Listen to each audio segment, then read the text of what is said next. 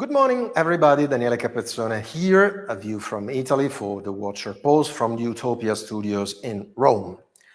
The legendary Mervyn King, the former governor of the Bank of England, when he was summoned at Westminster by some parliamentary committees and when was asked to make predictions, usually answered, "I'm not a fortune teller, I don't have a crystal ball at hand, I cannot make predictions, I can only, together with you, outline different scenarios and prepare a coping strategy for each scenario." This is what we are going to do on Fridays every week to let our non-Italian friends keep in touch and get in touch with the Italian political zoo, which, as you know, is not easy to pin down, let alone to understand, with these bizarre combination of strange animals.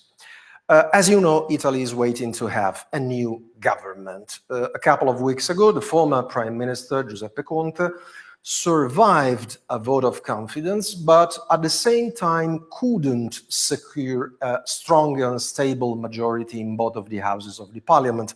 As you know, in accordance with our constitution, a government has to enjoy a full majority at the Chamber of Deputies and at the Senate. Conte didn't succeed because one of the parties of his alliance, Matteo Renzi's Italia Viva, decided to break away. So Conte was forced to hand in his resignations in the hands of President Mattarella. President Mattarella authorized the Speaker of the Chamber of Deputies, Roberto Fico, to lead some strange and very long negotiations to see if they could put together once again the very same majority and perhaps form another government led by Conte himself. But these negotiations failed in a humiliating and miserable way. So it was up once again to President Mattarella to decide what to do. And he explained to the Italian electors that he had two choices. The first one was to dissolve parliament and call snap elections, but President Mattarella ruled out this option. The second one, which he chose, was to appoint someone else to try to form a government. And Sergio Mattarella appointed Mario Draghi, the former governor of the ECB. Of course, the supporters of this option point out the authoritative figure of Mr. Draghi, his important record at the top of the ECB, while the opponents of this initiative point out that in a supposed Western democracy, when there is a political crisis, the main way would be to dissolve parliament, call new elections, and let electors have their say. In any case, now, the real question is, what does Mr. Draghi want to do? What does Mr. Draghi want to be?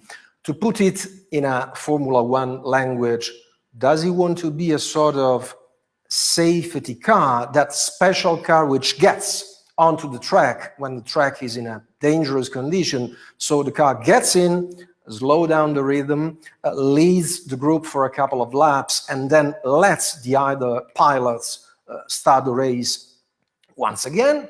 Or, on the contrary, does he want to stay in the race till the end, for 2 full years, till the end of this parliament? The question is, what kind of government will Mr. Draghi form? Will he pick ministers coming from the Conte's experience?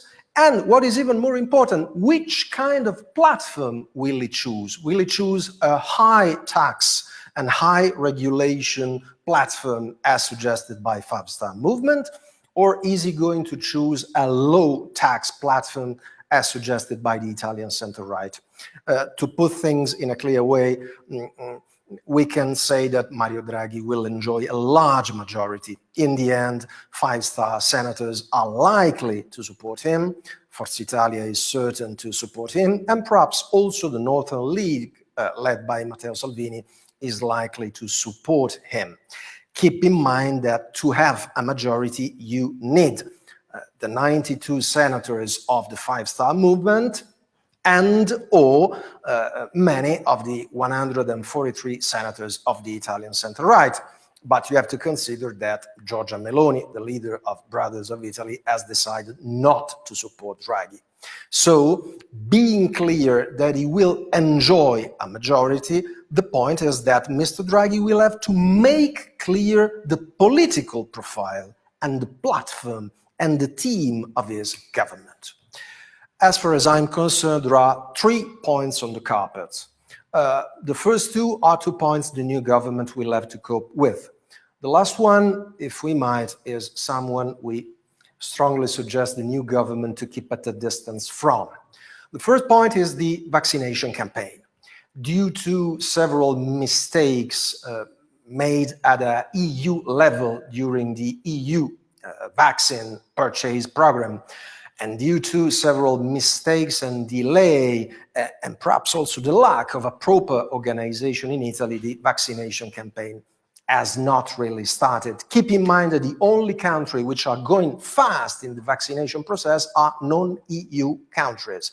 In Israel, almost 60% of the population have already been vaccinated. In the UK, 15%. This means that by the end of March, Israel will unlock their country. They will have a sort of COVID Liberation Day. In Britain, they will have their COVID Liberation Day by the end of April and May. This means that their economy will flourish once again. They will enjoy a V-shaped recovery. The second point is the economic crisis.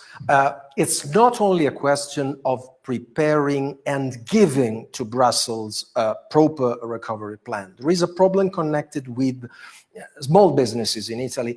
Only in 2020, 500,000 businesses have shut down.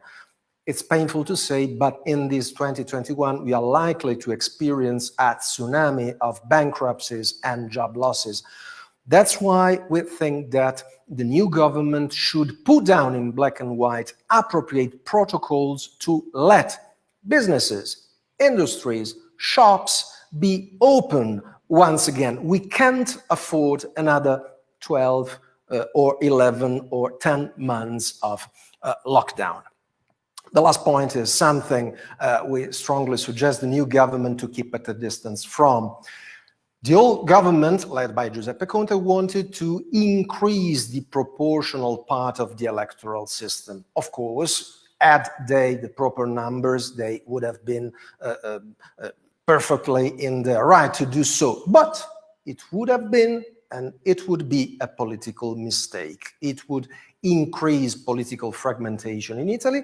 It will let several parties blackmail their own coalition. The so-called Second Republic may have had several mistakes and faults, but there was something good we have to maintain.